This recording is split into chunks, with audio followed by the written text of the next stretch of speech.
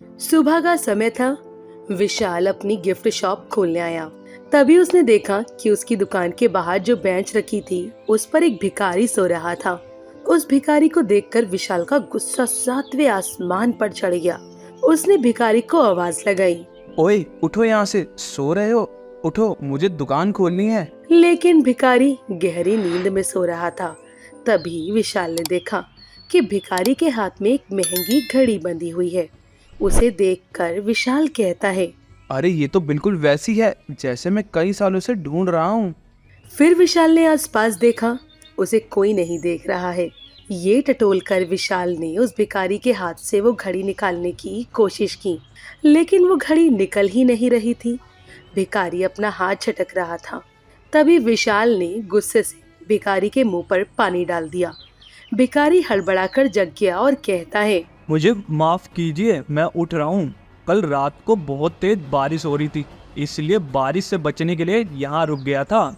ऐसा कहकर भिखारी जाने लगता है। तब विशाल कहता है, हाँ सच में, कल रात को बहुत दिक्कत हुई होगी ना, ठंड से आपका बुरा हाल हो गया होगा। क्यों ना आप अंदर आकर एक कप चाय पी लो। नहीं नहीं, आपका शुक्रिया साहब, लेकिन मुझे कोई मुसीबत मोड़ नहीं लेनी।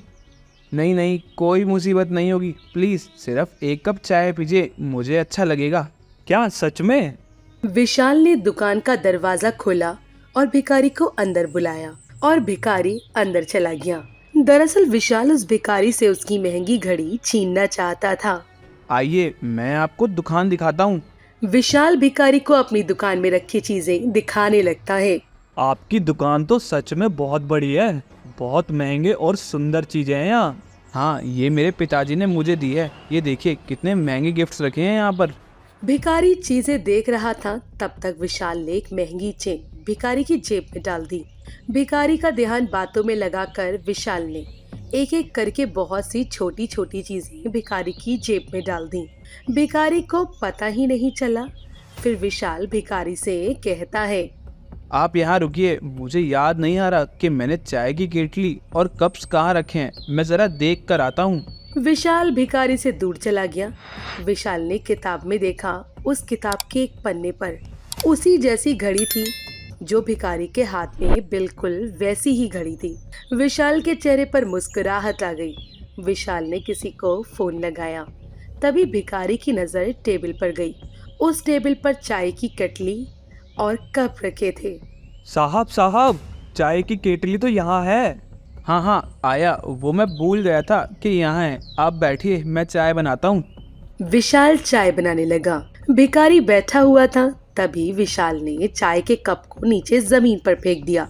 विशाल ने बाकी भी कुछ चीजें गिरा दी और अपने बाल बिखरा दिए।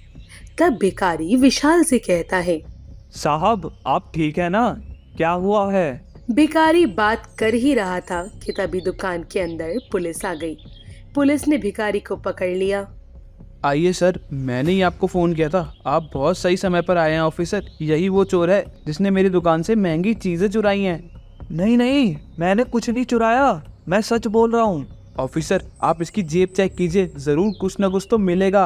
हाँ हाँ कीजिए, मैंने कुछ चुराया ही नहीं तो क्या मिलेगा आपको? पुलिस ने भिखारी की जेब चेक की तो उसमें कुछ चीजें बाहर आईं। नहीं नहीं, मैंने चोरी नहीं की है। मुझे नहीं पता कि ये सब मेरे जेब में कैसे आया। मैंने चोरी नहीं की है। इसके हाथ में देखिए कितनी महंगी घड़ी है। ये बहुत शातिर चोर है। नहीं, ये घड़ी मेरी है। ये मुझे तब मिली थी जब मैं एक डॉक्टर था। साहब आप मेरे साथ ऐसा क्यों कर रहे हैं? मैंने आपका क्या बिगाड़ा है? पुलिस भिखारी को ले गई। कुछ देर के बाद विशाल के बूढ़े पिताजी प्रकाश, जो अपाहिज थे, वो व्हीलचेयर पर बैठे हुए थे, वो दुकान में आ गए। तब वो कहते हैं, पापा आप आइए आइए। बेटा, दुकान कैसी चल रही है? और तुमने जो कर्जा लिया था वो चुकता हो गया कि नहीं? दुकान ठीक ठाक चल रही है पापा, और कर्जा वो तो मैं धीरे धीरे चुका दूंगा। मैं जानता हूँ पापा कि जब ये दुकान आपने मुझे दी तो ये बहुत अच्छी चलती थी, लेकिन आप मेरा यकीन कीजिए, मेरी वजह से जो भी नुकसान हुआ है उसकी भरपाई मैं जल्द ही करूँगा। प्रकाश के हाथ में उस भिखारी की घड़ी देते हुए विशाल ने कहा, पापा आप बाकी सब छोड़िए, ये देखिए। प्रकाश ने घड़ी को ध्यान से देखा और वो कहता है, ये घड़ी तुम्हें कहाँ से मिली? पापा ये तो एक सीक्रेट है। ज्यादा बनो मत और सच बताओ, ये घड़ी तुम्हें कहाँ से मिली? पापा वो एक भिखारी के पास थी, लेकिन क्या फर्क पड़ता है। मुझे याद है जब मैं छोटा था तब मैंने आपके हाथ में ऐसी ही घड़ी देखी थी। वो घड़ी आपको बहुत पसंद थी, लेकिन अचानक वो घड़ी कहीं खो गई। मैं बरसों से यही घड़ी ढूंढ रहा था। कभी ये घड़ी मेरी हुआ करती थी। जब तुम छोटे थे तुम्हारा एक एक्सीडेंट हो गया था। तुम्हारी हालत बहुत गंभीर थी। तुम्हारा बचना लगभग नामुमकिन था, लेकिन तभी डॉक्टर स्वराज ने तुम्हारी जान बचाई। जब तुम पूरी तरह ठीक हो गए तब मैंने उस युवा डॉक्टर का धन्यवाद करने के लिए उन्हें एक घड़ी दे दी और उस पर ये लाइन लिखवाई। विशाल ने घड़ी को हाथ में लेकर देखा। घड़ी के पीछे इंग्लिश में लिखा हुआ था, फॉर माई सन सेवियर। तुमने उस आदमी से चोरी की जिसने कभी तुम्हारी जान बचाई थी। आज जो तुम इतने बड़े हुए हो वो उसी की बदौलत है। मुझसे बहुत बड़ी गलती हो गई पापा, लेकिन मैं सब कुछ ठीक कर दूंगा। फिर विशाल पुलिस स्टेशन में जाकर उस भिखारी को छुड़ा कर ले गया और फिर वो विशाल कहता है, ये लीजिए आपकी घड़ी, मुझे माफ कर दीजिए। अपने पापा को खुश करने के चक्कर में मैं सही गलत में फर्क करना भूल गया था। कोई बात नहीं, सबसे बड़ी बात है कि तुम्हें गलती का एहसास हुआ और तुमने इसे लौटा दिया। ये मेरे लिए सबसे ज्यादा कीमती है। बुरे से बुरे वक्त में भी मैंने इस घड़ी को अपने से दूर नहीं होने दिया। इसे बेचने का ख्याल भी कभी मेरे मन में नहीं आया। डॉक्टर स्वराज, ये सब क्या हुआ मेरे दोस्त? कुछ मत पूछो। तुम तो उस समय शहर के सबसे बड़े डॉक्टर हुआ करते थे, तो तुम्हारी इतनी बुरी हालत कैसे हो गई? मुझसे कुछ गलतियां हुई थी जिससे मेरा मेडिकल लाइसेंस रद्द हो गया। मेरा घर, मेरा सब कुछ मुझसे छीन गया। डॉक्टर स्वराज, मुझे आपके लिए बहुत बुरा लग रहा है, लेकिन अब भी कुछ नहीं बिगड़ा।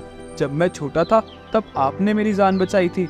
अब मैं आपके लिए कुछ करना चाहता हूँ। ये मेरा छोटा सा दुकान है, मैं आपको इसका पार्टनर बना रहा हूँ। आज से हम दोनों मिलकर ये दुकान चलाएंगे। आज से दुकान का आधा हिस्सा आपका। क्या सच में? हाँ सच में। वैसे दुकान कुछ खास नहीं चल रही है, लेकिन मुझे विश्वास है कि अगर आप मेरा साथ देंगे तो ये बुरा वक्त भी जरूर टल जाएगा और हमारे अच्छे दिन भी आएंगे। तुम्हारा बहुत बहुत शुक्रिया। इसलिए कहते हैं, जैसी करनी वैसी भरनी। स्वराज के सालों पहले किए हुए अच्छे कर्मों का आखिरकार उन्हें फल मिल ही गया। विशाल के साथ मिलकर काम करते हुए स्वराज को जिंदगी अच्छी गुजरने लगी थी।